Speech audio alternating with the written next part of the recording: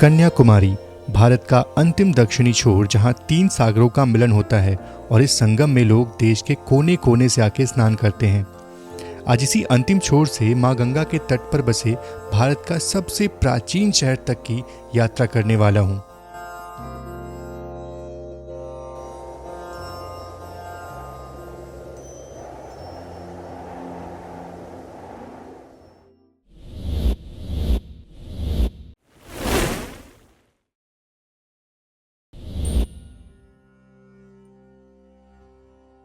तो ये है कन्याकुमारी स्टेशन, जो कि दक्षिण में भारत का आखिरी स्टेशन है। और इस स्टेशन की खास बात ये है कि यहाँ बहुत सुकून है। सागर की लहरें, मध्यम चलती ठंड हवाएं मन मोह लेती हैं। और आज मैं यहाँ से काशी की तरफ यात्रा करने वाला हूँ।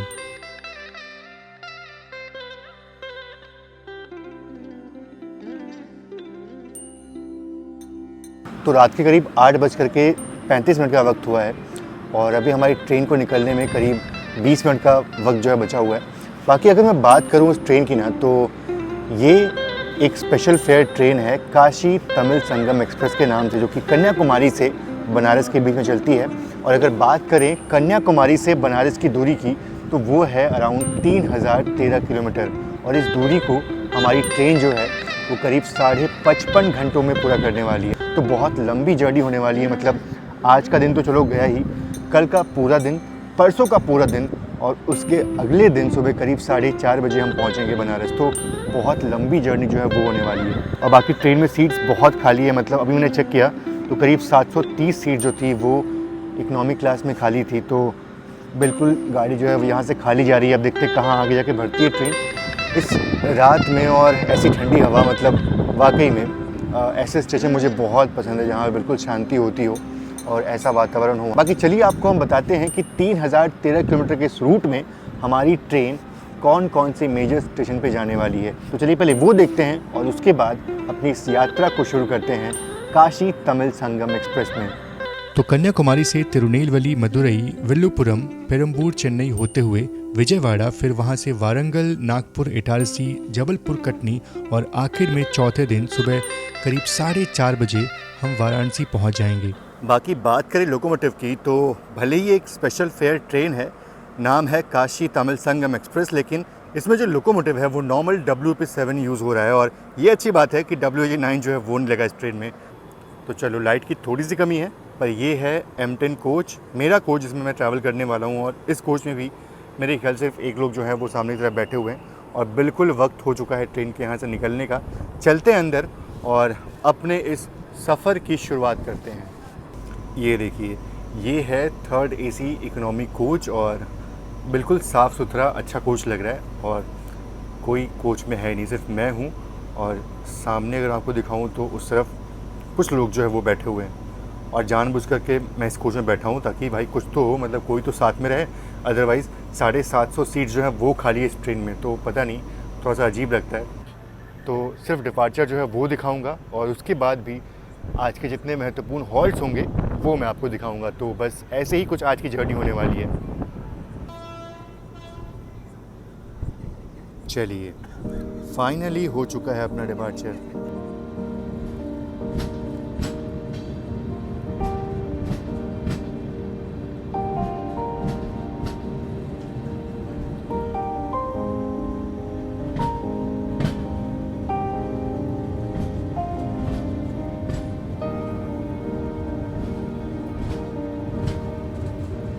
तो चलो, डिपार्चर जो है वो हो चुका है। बाकी ये पूरा कोच अपना ही है, जहाँ मर्जी हो वहाँ बैठ सकता हूँ मैं। हालांकि मैंने साइड डोर जो है वो ऑप्ट की थी, क्योंकि बिल्कुल आपको समझ में आ जाएगा कितनी ज़्यादा श्रिंक्ड होती हैं ये, कितना इनको कंजेस्टेड जो है वो बनाया गया है। तो थोड़ा दिक्कत होता है इसमें सोने में। और बहुत ही जल्दी हमारी ट्रेन का जो पहला हॉल्ट है वो आने वाला है नागरकोइल जंक्शन।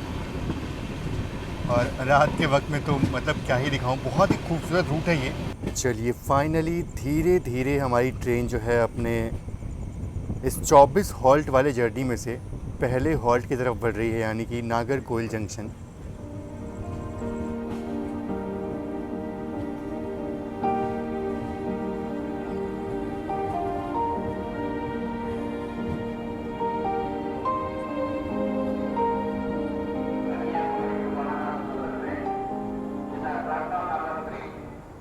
ये है अपनी जर्नी का पहला हॉल्ट यानी कि नागरकोइल जंक्शन। और ये एक इम्पॉर्टेंट रेलवे स्टेशन है और मेजॉरिटी में बहुत सारी ट्रेनें जो है वो नागरकोइल जंक्शन पे ही एंड होती हैं और फिर यहाँ से लोग जो है वो कन्याकुमारी बाय रोड या फिर अलग साधन जो है वो पहुँचते हैं। बाकी अगर बात करूँ नागरकोइल जंक्शन की ना, तो ये एक जंक्शन रेलवे स्टेशन है और जंक्शन इसलिए है क्योंकि यहाँ से एक लाइन जो है वो निकल जाती है त्रिवेंद्रम की तरफ, एक लाइन जिधर हम जाने वाले हैं यानी कि तिरुनेलवेली की तरफ, और एक लाइन यहाँ जाती है कन्याकुमारी तक जैसा हम आ रहे हैं। तो ये सारी लाइनें जो है वो यहाँ के मिलती हैं और इसीलिए नागरकोइल जो है एक जंक्शन रेलवे स्टेशन है। बाकी एक और चीज़ है कि इस ट्रेन में साइड पेंट्री है, तो खाने पीने का देखते हैं वो क्या मिलता है, साउथ में कैसा मिलता है और जैसे जैसे हम नॉर्थ में पहुँचते हैं वैसे वैसे खाने का जो टेस्ट है वो कैसा होता है। तो चलो बिल्कुल अपने ऑन टाइम पे यहाँ से भी डिपार्चर हो गया और इसके बाद से हमारी ट्रेन जो है वो सीधा रुकने वाली है तिरुनेलवेली। वो एक इम्पॉर्टेंट स्टेशन होने वाला है, तो सीधे मैं आपसे वहाँ मिलूँगा। फ़िलहाल तो नागरकोइल जंक्शन से अपना डिपार्चर हो चुका है। और ये देखो यहाँ से हमारी ट्रेन जो है वो अब बढ़ रही है तिरुनेलवेली की तरफ और त्रिवेंद्रम जाने वाली जो लाइन है उससे फ़िलहाल अलग हो रहे हैं हम। और रात के वक्त में तो बहुत धुंधला आपको दिख रहा होगा, बिल्कुल अंधेरा है पर थोड़ा बहुत आपको दिखा पा रहा हूँ मैं। तो रात के करीब 10:30 बजने वाले हैं और अभी हमारी ट्रेन जो है वो तिरुनेलवेली से काफ़ी दूर है। बाकी कोच में चलो कम से कम 2-3 पैसेंजर्स की आवाज़ जो है वो आ रही है, मतलब ये है कि कोई तो कोच में है। अब आराम से सो सकता हूँ मैं, पर सोच रहा हूँ कि तिरुनेलवेली जो है वो मैं आपको दिखा दूँ, उसके बाद जो है फिर मैं सोने चला जाऊँ। चलो फाइनली अपना अराइवल जो है वो हो रहा है तिरुनेलवेली में। अब तिरुनेलवेली से पहले ना एक रिवर जो है वो आती है। अब रिवर का नाम तो शायद मुझे पता नहीं, मतलब अगर पता भी होगा शायद मैं उसका ठीक से उसका प्रोनाउंसिएशन जो है वो ठीक से ना कर पाऊँ मैं। तो यहाँ पे मैं लिख दूंगा कौन सी नदी है वो नदी जो है बहुत इंपॉर्टेंट है। और सब लोग कहते हैं कि तिरुनेलवेली में एक हलवा जो है, स्पेशल हलवा जो है वो मिलता है और वो हलवा जो है वो इसी नदी के पानी से बनाया जाता है। पता नहीं वो क्या है, पर चलते हैं और तिरुनेलवेली का अराइवल जो है वो लेते हैं और उसके बाद जो है आगे की बातें करते हैं तिरुनेलवेली के बारे में। फ़िलहाल अराइवल जो है वो हो रहा है और पता नहीं क्यों ऐसा लग रहा है कि शायद यहाँ पे कुछ और लोग जो हैं वो ट्रेन में ऑन बोर्ड होने वाले। लेकिन हाँ, जब मैंने करंट में देखा था ना सीट अवेलेबिलिटी, तो यहाँ भी करीब 730 सीट जो थी वो अवेलेबल थी। तो यहाँ से भी बहुत ज़्यादा लोग जो हैं वो शायद ऑन बोर्ड नहीं होने वाले, लेकिन फिर भी लोग खड़े हैं। अब शायद से ये जनरल क्लास में लोग बैठने वाले होंगे। तो फाइनली पहुँच चुके हैं तिरुनेलवेली जंक्शन और यहाँ पहुँचने का जो सही समय था वो था 10:45। तो बाकी अगर मैं बात करूँ तिरुनेलवेली की ना, तो ये एक जंक्शन रेलवे स्टेशन है और जंक्शन इसलिए है क्योंकि यहाँ पे ना कोलम सेंगोट्टई वाली लाइन जो है वो आके मिलती है। एक लाइन इधर से हम आ रहे हैं यानी कि कन्याकुमारी वाला रूट हो गया और उसके साथ ही साथ एक लाइन यहाँ से तिरुचेंदूर की तरफ निकलती है और एक लाइन इधर हम जाने वाले हैं यानी कि मदुरई जंक्शन। तो चलो फाइनली अपना डिपार्चर भी हो गया यहाँ से। और तो चलिए रात के करीब 11 बज चुके हैं और कल का दिन बहुत लंबा होने वाला है। सुबह जल्दी उठ करके पूरा दिन जागना है, तो आज अभी सो जाते हैं और मिलते हैं कल सुबह जो हमारी ट्रेन विल्लुपुरम पहुंचने वाली होगी।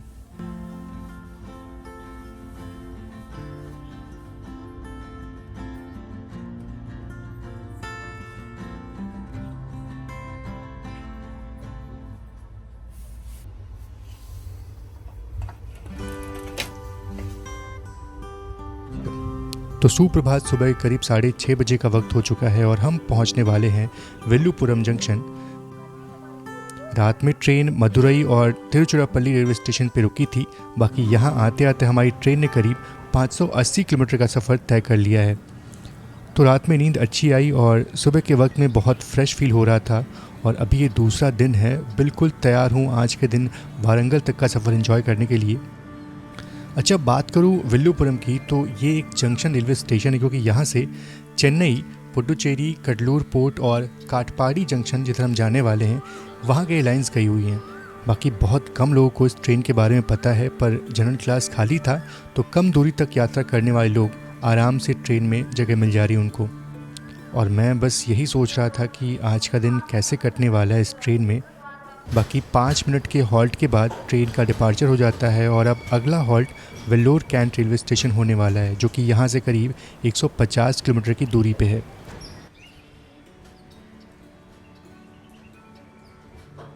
और हमारी ट्रेन चाहे तो यहाँ से डायरेक्ट चेन्नई जा सकती है, पर ट्रेन काटपाडी होते हुए पेरम्बूर जाने वाली है। और ये देखिए, ये रही चेन्नई जाने वाली लाइन। तो सुबह करीब 8:30 बजे का वक्त हुआ है और हमारी ट्रेन जो है वो काठपाड़ी पहुंचने वाली है। काठपाड़ी से पहले वेलोर जो है वो आता है, पर ये मन है कि काठपाड़ी में ब्रेकफास्ट जो है वो मैं करूँ, क्योंकि वहाँ पे ब्रेकफास्ट जो है वो अच्छा मिल जाता है और मेरे ख्याल से वो लास्ट स्टेशन होगा जहाँ मुझे अच्छा ब्रेकफास्ट जो है वो मिलेगा। हालांकि आगे और स्टेशन हैं, लेकिन काठपाड़ी की बात ही अलग है, वहाँ पे बहुत सारी वैरायटी जो वो मिल जाता है मुझे। तो फ़िलहाल ट्रेन पहुँच चुकी है वेल्लूर कैंट रेलवे स्टेशन और यहाँ से काठपाड़ी जो है बस कुछ ही दूरी पे है। तो काफ़ी देर ट्रेन वेल्लोर कैंट में रुकी थी, लाइक आधे घंटे से ट्रेन यहाँ पे खड़ी थी और फाइनली अब यहाँ से डिपार्चर हो रहा है। मतलब ये कि अब जल्दी ही काठपाड़ी में अपना अराइवल होने वाले हैं।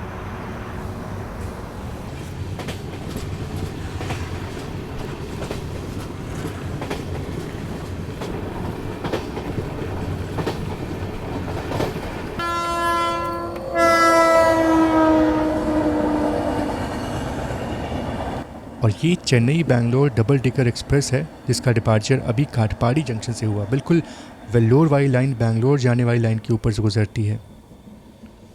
और ये रही जोलारपेट्टी की लाइन जहाँ से बैंगलोर और सेलम की लाइंस अलग हो जाती हैं। मुझे काफ़ी ग्रीन काफ़ी अच्छा लगता है। यहाँ नॉर्मल वेंडर से भी आप अच्छा खाना जो है वो ले सकते हो।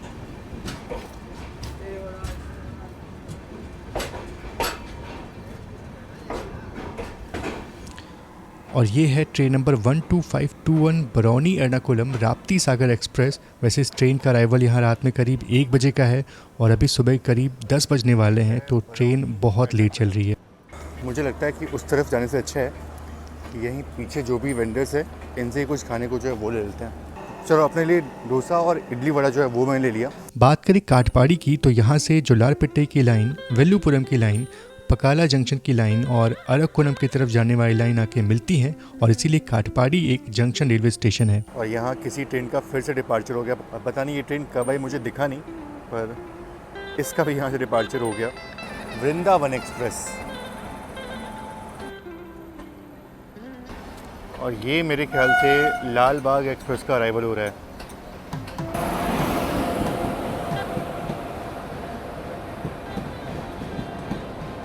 चलो, फाइनली अपना डिपार्चर हो चुका है काठपाड़ी जंक्शन से। काफ़ी देर तक यहाँ पे ट्रेन रुकी थी, अराउंड यहाँ पे 25 से 30 मिनट ट्रेन यहाँ रुकी थी और थोड़ा पहले भी हम आ गए थे। डिपार्चर 10:05 का था, पर अभी 10:15 पर डिपार्चर हो रहा है अपना यहाँ से। श्रीपुरम जाने के लिए यहाँ ट्रेन बदलें। और ऐसा बहुत कम देखने को मिलता है कि किसी रेलवे स्टेशन के बीचों बीच ऐसे ब्रिज जो है वो बनाए गए हों।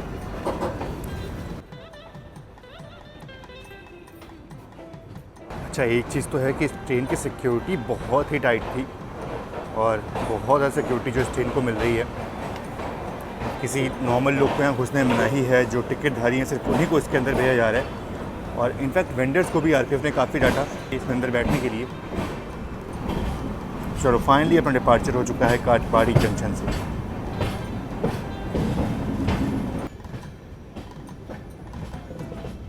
और दूर पकाला और तिरुपति जाने वाली लाइन हमसे अलग हो रही है।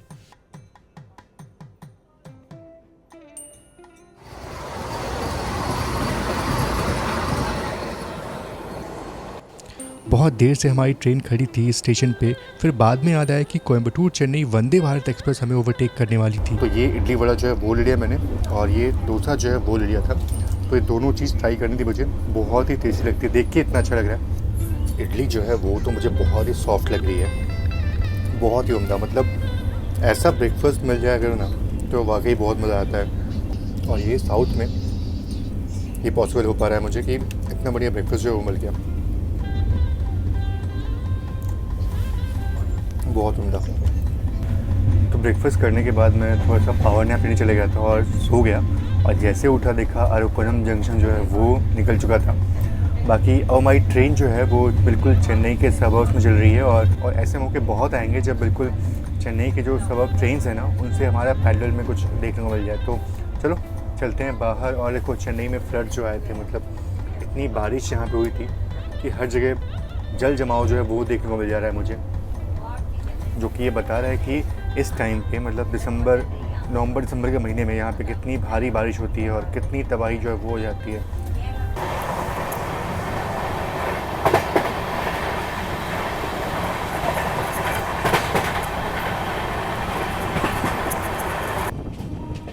तो चलो फाइनली पहुंच रहे हैं पेरम्बूर। जी हाँ, हमारी ट्रेन चेन्नई नहीं जाती, पेरम्बूर से ही हम। तो पेरम्बूर से हमारी ट्रेन सीधा विजयवाड़ा की तरफ बढ़ने वाली है।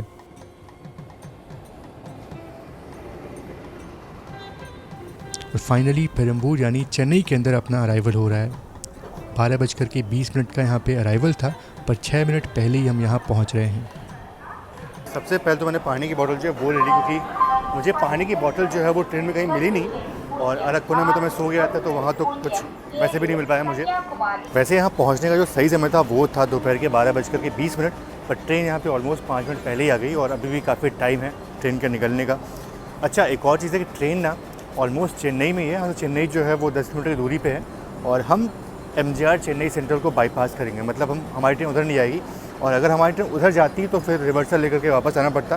तो इस चीज़ से बचने के लिए कुछ ट्रेनों को यहीं से जो है बाईपास कर दिया जाता आगे की तरफ। और एक और सबसे बड़ी बात ये है ना कि यहाँ के बाद हमारी ट्रेन का सीधा हॉल्ट जो है वो विजयवाड़ा होने वाला है, और यहाँ से विजयवाड़ा की दूरी जो है वो ऑलमोस्ट 430 किलोमीटर की है। तो ये बहुत ही लंबा नॉन स्टॉप ट्रेन चलने वाली है। मतलब मेरे ख्याल से बहुत बड़ी बड़ी जो राजधानी ट्रेन होती हैं, प्रीमियम ट्रेन होती हैं, वो इतना लंबे गैप तक चलती है नॉन स्टॉप, तुरंत ट्रेन चलती हैं। तो अगर देखा जाए तो ट्रेन जो है वो 12:25 पे यहाँ से खुलेगी, और शाम को करीब 7:50 पे विजयवाड़ा पहुँचेगी। तो ऐसा अगर देखा जाए तो 430 किलोमीटर के लिए इस ट्रेन को 7.5 घंटे जो है वो दिए गए हैं।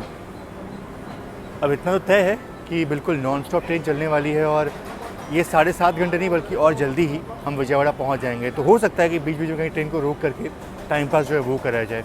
और रही बात खाने की, तो यहाँ पे तो कुछ मिला नहीं मुझे।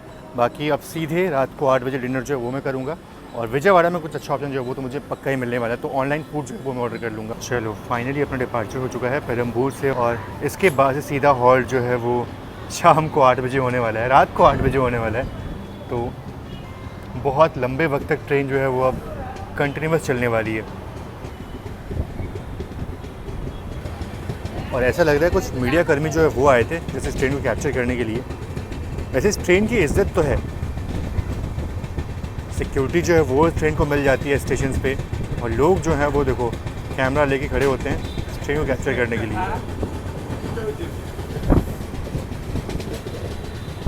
और ये देखो, अगर मैं इस लाइन से सीधा निकल जाऊँ ना, अगर हमारी ट्रेन इस लाइन से सीधा निकल जाएगी तो हमारी ट्रेन पहुंच जाएगी MGR चेन्नई की तरफ।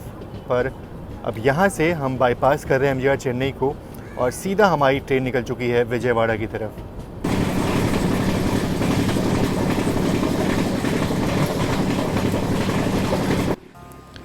पूरे इलाके में पानी भरा हुआ था, बाढ़ जैसे हालात थे, पर स्वर्णमुखी नदी बिल्कुल सूखी पड़ी थी।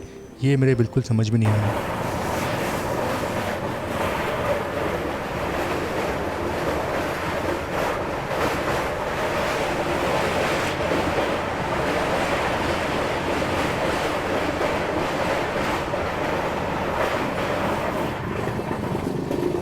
तो अब ट्रेन जो है वो नॉन स्टॉप चल रही है, तो ऐसे में बहुत सारे स्टेशन स्किप जो है वो भी आपको देखने को मिलेंगे। और तिरुपति की तरफ से आती ये लाइन बता रही है कि गुड्डूर जंक्शन पहुंचने वाले हैं। और फिलहाल अभी हम स्किप कर रहे हैं गुड्डूर जंक्शन रेलवे स्टेशन को, और यहाँ पे इस प्लेटफॉर्म पे एक ट्रेन तो खड़ी है। अब ये सिर्फ रेक्स हैं या फिर कोई सच में ट्रेन है, बाकी यहाँ हमारी ट्रेन का कोई हॉल्ट तो नहीं है। ये है सिंहपुरी एक्सप्रेस, फलकनुमा एक्सप्रेस, जिसका रेक शेयरिंग है। मेरे ख्याल से सिर्फ रेक्स होंगे। तो दोपहर के ना 2:30 बज चुके हैं और पहुंच चुके हैं गुड्डूर जंक्शन रेलवे स्टेशन। वैसे यहाँ ट्रेन कोई हॉल्ट नहीं था, पर ट्रेन यहाँ पे रुक चुकी है। अब रुक चुकी है तो अच्छी बात ये है कि मैं यहाँ पे कुछ हल्का फुल्का खाने पीने की चीज़ जो है वो ले सकता हूँ। और एक और चीज़ है, अगर मैं आपसे बात करूँ गुड्डूर जंक्शन की, तो ये जंक्शन स्टेशन इसलिए है क्योंकि यहाँ से एक लाइन जो है वो सीधा निकलती है तिरुपति की तरफ। जो लाइन मैंने आपको स्टार्टिंग में दिखाई थी वही लाइन थी वो। तो इसीलिए गुड्डूर जो है एक जंक्शन रेलवे स्टेशन है। बाकी चलो, सोचा कुछ सामान लूँगा, सामने कुछ तो मिल रहा था, पर अब लगता है कि शायद ट्रेन का निकलने का संकेत जो है वो भी हो चुका है। गुड्डूर से भी अपना डिपार्चर हो गया, और अब देखते हैं कि हमारी ट्रेन का हॉल्ट जो है वो कहाँ पे होता है। वैसे तो ये स्टेशन स्किप होने वाला था।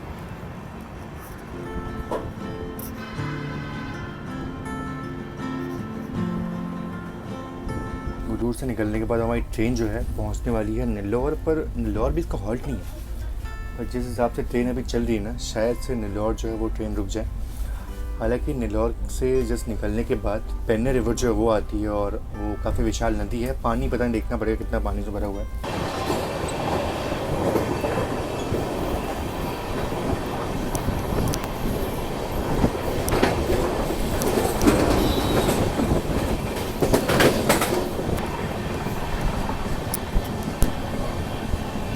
तो नेल्लौर का स्किप काफ़ी अच्छा हुआ। मुझे लगा कि शायद यहाँ भी ट्रेन रुकने वाली है, पर अच्छा हुआ स्किप देखने को मिला।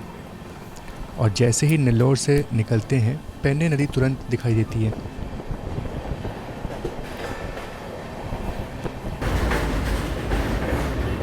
और रही बात पानी की, तो पानी तो बहुत ज़्यादा नहीं है।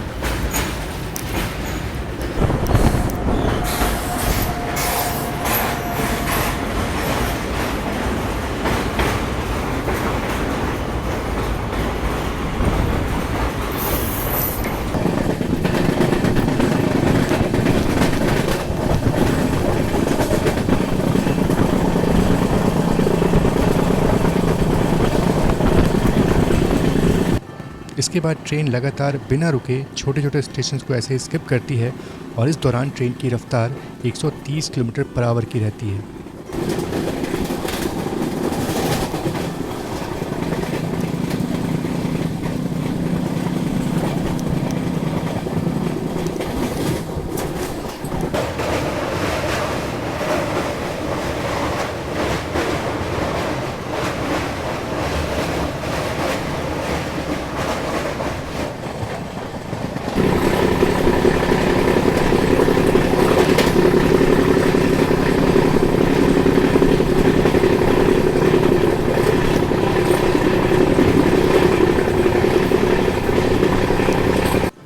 और कोई तो ट्रेन आ रही है वो, पर मैं ट्रैक नहीं कर पाया।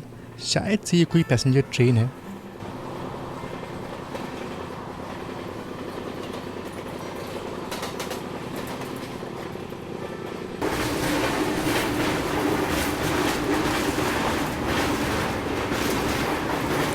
तो शाम के 4:30 बज चुके हैं और सूरज आज पूरा दिन बादलों के पीछे छुपा रहा। अब जब सूर्यास्त होने का वक्त हो रहा है तो सूरज देव अपने हल्के दर्शन जो है वो दिखा रहे हैं। और ये है हज़रत निज़ामुद्दीन चेन्नई राजधानी एक्सप्रेस।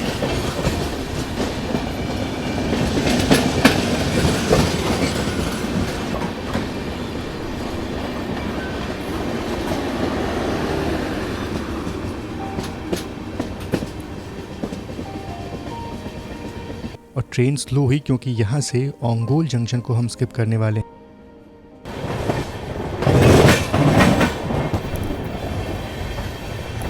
तो ठीक ठाक रफ्तार है, मतलब बहुत ज़्यादा रफ्तार तो नहीं है, पर इसी रफ्तार में हम ओंगोल रेलवे स्टेशन को स्किप कर रहे हैं।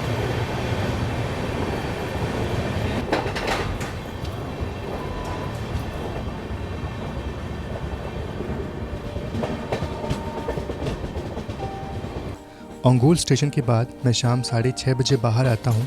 तब तक सूर्यास्त हो चुका था और ट्रेन विजयवाड़ा जंक्शन पहुँचने वाली थी।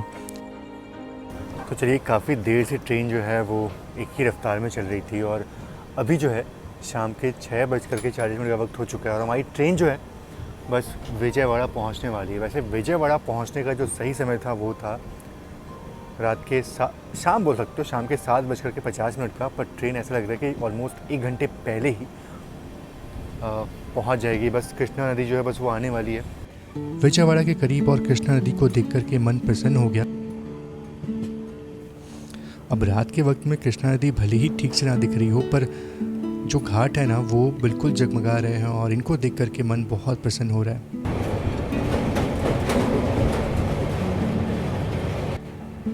मानो बहुत देर बाद थोड़ा ठहराव और शांति देखने को मिला और मौसम भी अब थोड़ा थोड़ा सर्द होने लगा था।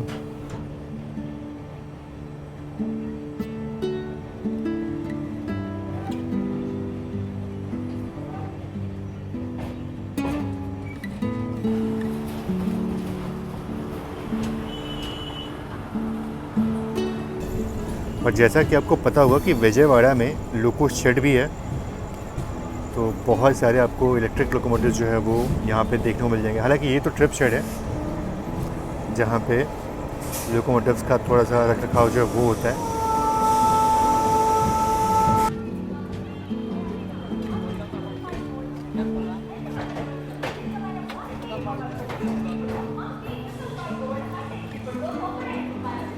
अब ये अच्छा बात हो गया कि फूड जो है वो पहले डिलीवर हो गया।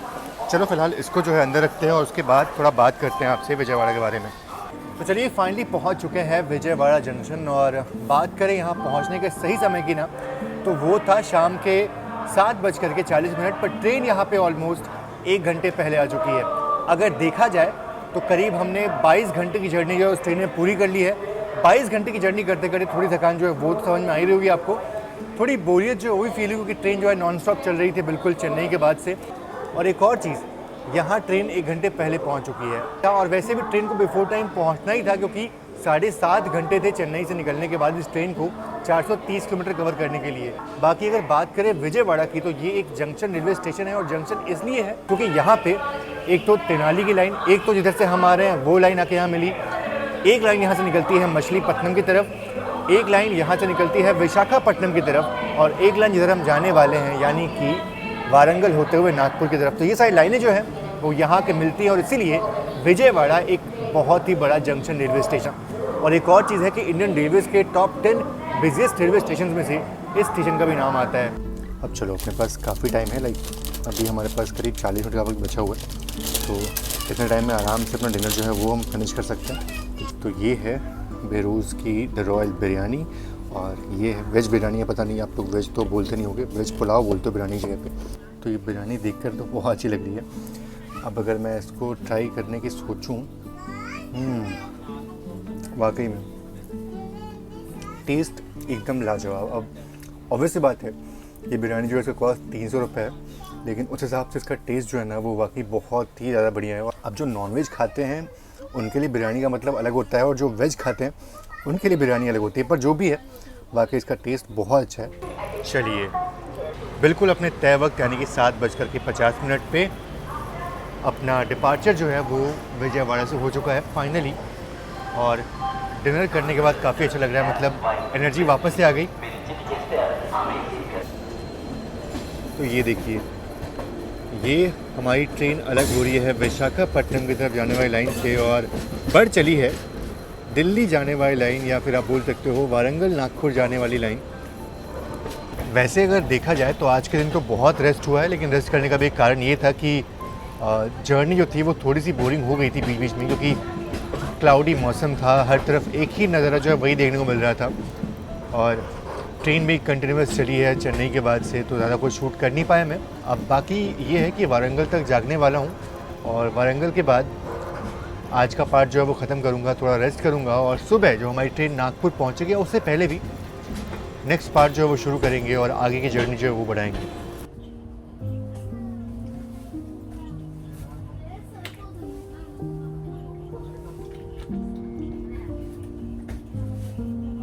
चलिए रात के करीब 10:30 का वक्त हुआ है, और फाइनली हमारी ट्रेन जो है वो पहुंच रही है वारंगल।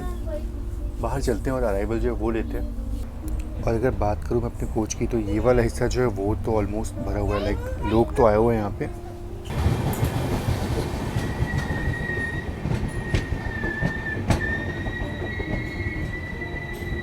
तो चलो वक्त हो चुका है रात के 10:40 का, और फाइनली पहुँच चुके हैं वारंगल रेलवे स्टेशन। और अगर बात करूं तो यहाँ पहुँचते पहुँचते हमने ऑलमोस्ट 1500 किलोमीटर की जर्नी जो पूरी कर ली है, और अब ऑफिशियली 24 घंटे से भी ज़्यादा का सफ़र जो है वो हो चुका है, अराउंड 25 घंटे का सफ़र जो है वो हो चुका है, और अभी भी काफ़ी सफ़र करना बाकी है। मतलब अभी तो ट्रेन नागपुर पहुँचेगी, और फिर नागपुर से आगे फिर हम जबलपुर, इटारसी, मानिकपुर के रास्ते जो है प्रयागराज होते हुए बनारस पहुँचेंगे, तो बहुत टाइम अभी लगने वाला है। अभी तो कल का दिन पूरा है, और उसके बाद से अगले दिन सुबह 4:30 बजे पहुँचेंगे बनारस, तो बहुत टाइम है। बाकी अगर बात करूं वारंगल की ना, तो ये एक जंक्शन रेलवे स्टेशन है, और जंक्शन इसलिए है क्योंकि यहाँ से एक लाइन जो है वो निकलती है सिकंदराबाद की तरफ, और एक लाइन जिधर हम जाने वाले हैं यानी कि बल्हारशाह नागपुर की तरफ, तो इसीलिए वारंगल जो है एक जंक्शन रेलवे स्टेशन है। बाकी अभी तक की जर्नी आपको कैसी लगी ज़रूर से मुझे बताइएगा, और ये आखिरी स्टेशन था जो मैं आज के दिन कवर करने वाला था। आज के इस पार्ट को फ़िलहाल तो यहीं पे ख़त्म करते हैं, मिलते हैं आपसे नेक्स्ट पार्ट में, जो हमारी ट्रेन सुबह नागपुर या फिर उससे पहले ही हम उसके बाद पूरी जर्नी जो है वो कंटिन्यू करने वाले हैं। तो नेक्स्ट पार्ट में हम वारंगल से आगे की जर्नी जो आपको दिखाऊंगा। फ़िलहाल तो आज के लिए सिर्फ इतना ही।